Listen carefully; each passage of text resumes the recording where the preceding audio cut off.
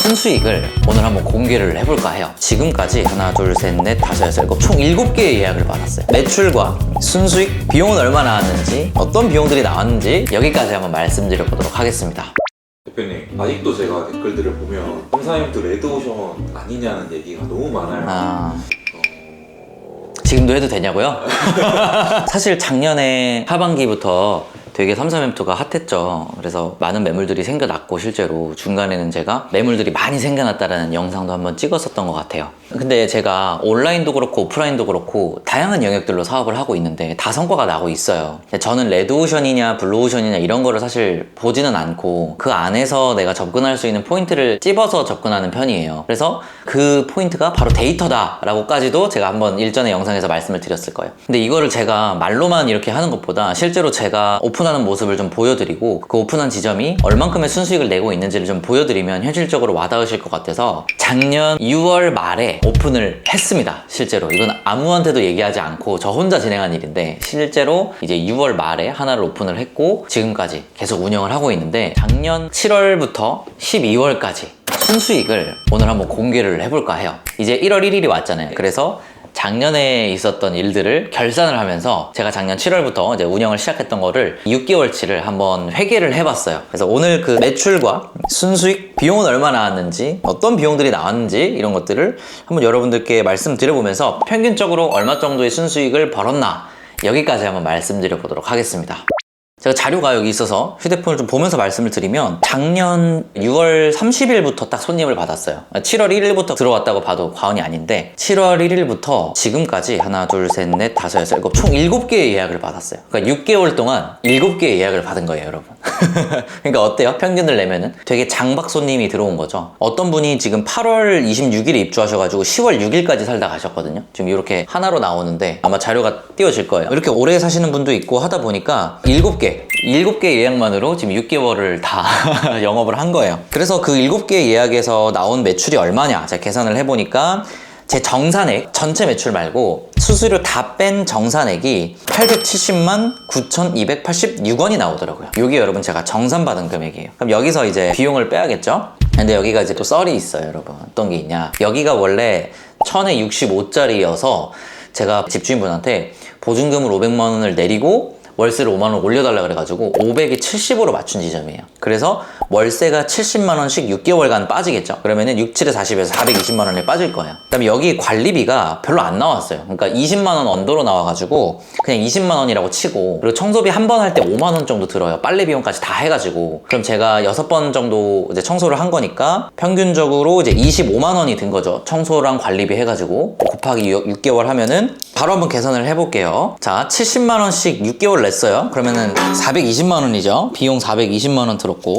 그 다음에 매달 관리비 20만 원씩, 이것도 많이 잡은 거예요. 그 다음에 한 달에 한 번 정도 청소했다고 가정을 하면은 5만 원이죠. 그러면은 25만 원이니까 150만 원 정도가 나와요. 그러면은 총 제가 정산받은 금액이 300만 원 정도가 나옵니다. 301만 원이 나오네요. 그럼 그거를 몇 개월 운영했어요? 제가 6개월 운영했죠? 6으로 나눠주면은 제가 6개월 동안 운영하면서 얻었던 평균 순수익이 50만 1,547원이 되는 거예요. 그러니까 이랬다는 거는 30만 원 남는 달도 있고 70만 원 남는 달도 있고, 뭐 추가 요금을 받아서 뭐 80만 원 남았던 달도 있고 뭐 하면서 이게 평균으로 50만 원으로 맞춰졌다, 뭐 이런 얘기로 볼 수 있겠죠. 근데 이제 여러분, 이제 순수익만 보면 되는 건 아니죠. 항상 내가 투자 대비해서 얼마를 벌었느냐 그거를 봐야 되는데, 여기가 아까 보증금 500만 원이라고 말씀을 드렸고 거기 안에 집기 비용이 들어가야 되잖아요. 그 집기 비용이 제가 원래는 열심히 당근 같은 걸 해가지고 보통 100만 원에 맞추는데 도저히 그럴 시간이 없어가지고 거기는 새 물건을 다 샀어요. 그래서 150만 원이 들어갔어요. 좀 많이 들어갔죠. 150만 원이 들어갔고 거기에다가 플러스 이제 복비 한 40 얼마 정도가 들어갔어요. 그래서 합쳐보면은 이것저것 하면 한 200만 원 정도 들어갔더라고요.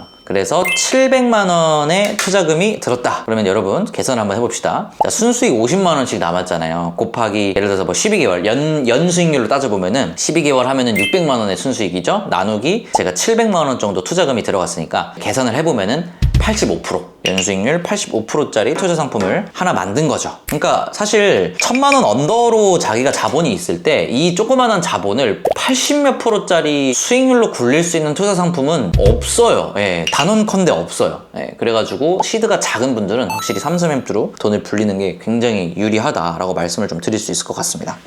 근데 이제 여기가 원래 보수적 순수익으로 40만 원 정도가 나왔었거든요. 42만 원이 나왔는데 정확한 계산으로는 저는 원래 50만 원 이하인 데는 잘 안 들어가긴 해요, 사실. 근데 제가 강의를 하면서 이제 수강생분들을 만나보니까 생각보다 보수적으로 순수익을 산출을 했을 때 30만 원만 남아도 들어가겠다라고 하시는 분들도 있더라고요. 그래서 42만 원 남길래 전대차가 되길래 그냥 한번 들어가 봤습니다. 네, 그랬더니 실제로 운영하면서 얻은 수익은 월에 50만 원 정도였다 라고 말씀을 좀 드릴 수 있을 것 같네요. 그럼 그 창업 과정에서 좀 어려우셨던 점은 없으세요? 전대차 동의죠. 그게 사실 제일 어려웠죠. 예. 왜냐면 제가 직접 가야 되는 거다 보니까 사실 저는 물품 세팅이나 그런 거를 다 지금 이제 알바분한테 맡겼죠. 그래서 어렵지 않았는데 전대차 동의는 알바분을 보낸다고 되는 게 아니잖아요, 여러분. 제가 직접 가야 되잖아요. 전대차 동의는 저도 4번 정도 걸렸어요. 4번 시도했고 이제 4번 만에 된 거예요. 3번 실패하고. 그래서 저도 사실 뭐 실패를 많이 합니다. 4번 만에 한 번 된 거니까. 여러분 팁이 하나 있습니다. 여기서 전대차 동의를 구하실 때 막 여러 부동산을 돌아다니면서 하지 마시고 일단은 한번 다 찔러 보면은 이제 그 중에 1개, 2개 부동산 정도는 좀 호의적인 부동산이 있어요. 그러면 거기 부동산이랑 좀 컨택을 하는 거예요. 그렇게 해가지고 내가 다른 지역을 임장 갔을 때도 기존에 좀 호의적인 부동산 사장님한테 연락 한번 하고 이런 식으로 만들어 놓으시면은 연락이 옵니다. 여러 가지 뿌리지 마시고 좀 지역마다 하나의 부동산을 정해서 하시는 것을 추천을 드려요. 그렇게 해서 어쨌든 4개의 지역을 돌아다니면서 어떤 하나의 지역에서 동의가 된다고 얘기를 주신 거죠. 근데 거기가 순수익이 살짝 아쉬웠던 거예요. 그래서 들어갈까 말까 고민을 했는데 아무래도 시기상으로 딱 이제 6월 말 입주 해가지고 저도 계획이 있었을 거 아니에요. 7월부터 해가지고 이 하반기 운영하는 걸 보여드려야겠다라고 생각을 하고 있었으니까 약간은 수익이 났더라도 전대차 동의를 받아서 들어갔죠. 세팅하면서 조금 어려웠던 점은 없으세요?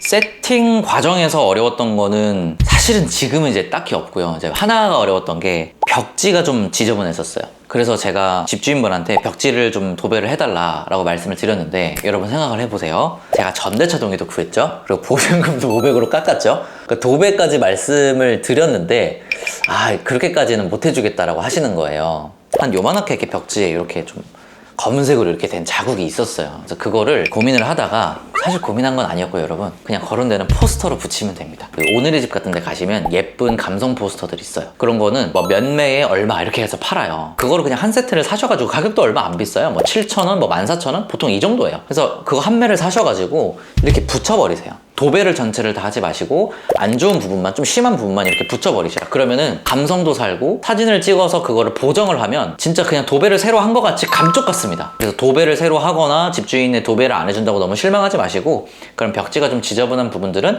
그런 식으로 좀 가려주자. 저도 그렇게 가려서 지금 운영을 잘 하고 있습니다. 왜냐면 그런 거를 따지면서 들어오는 고객들은 거의 없기 때문에 상관이 없고. 또 뭐가 있을까?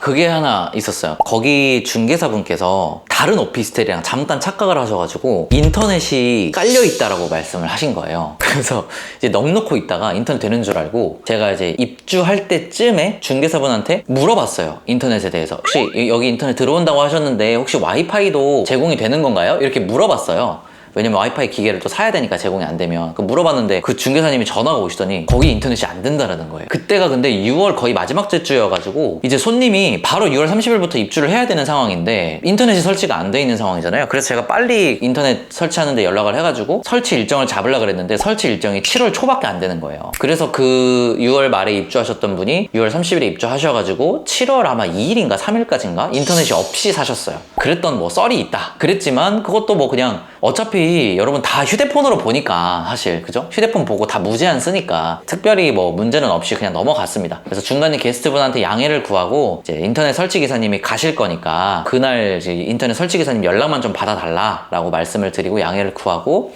그렇게 좀 설치를 좀 늦게 했던 경험이 있는데 여러분들은 좀 사전에 미리미리 확인을 하셔가지고 좀 이런 일 없게 시행착오 줄이시길 바라겠습니다.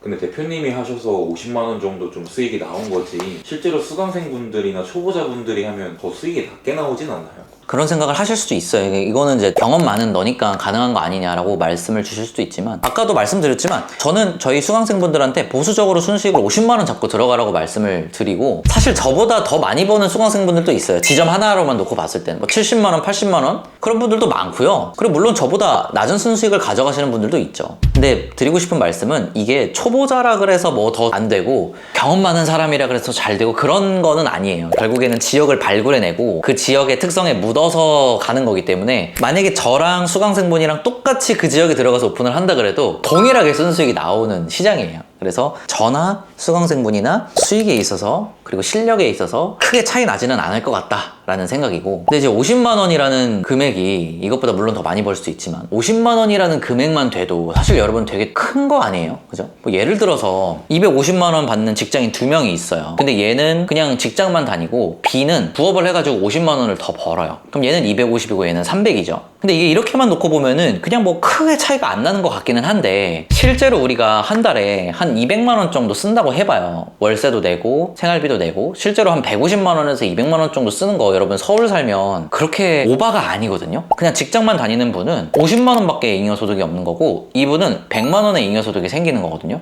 그러면 이렇게 잉여소득 관점으로 갔을 때는 이 차이가 2배가 나는 거예요. 자산 차이가. 그러니까 250만 원과 300만 원만 봤을 때는 1.2배 차이인데, 이거를 잉여소득의 관점에서 보면은 2배 차이가 나더라. 그래서 여러분 부업으로 30만 원, 40만 원, 50만 원 이렇게 버는 행위가 굉장히 중요한 거고요. 이게 쌓였을 때는 어마어마한 미래의 자산 격차를 만들어낼 수 있는 하나의 이제 시점인 거예요. 그래서 50만 원이라고 무시하지 말고 30만 원이라고 해도 무시하지 말고 일단은 목표를 월 100만 원만 더 벌어보자 라는 생각으로 여러분 꼭 추가소득원을 만드셨으면 좋겠습니다. 그 중에서도 진짜로 지금 제가 온오프라인 다 여러 가지 부업들을 해보면서 초보자가 성과를 내기에 가장 효율적인, 가장 쉬운 부업이 뭐냐 했을 때는 정말 단연코 33M2가 맞아요. 그래서 이 채널을 보시는 구독자 여러분, 또 그리고 신규로 들어오신 분들도 꼭 한번 이 채널 통해서 33M2 공부하시고 33M2 한번 시도해 보셨으면 좋겠습니다. 네, 오늘도 영상 시청해 주셔서 감사드리고요. 행복한 하루 되세요.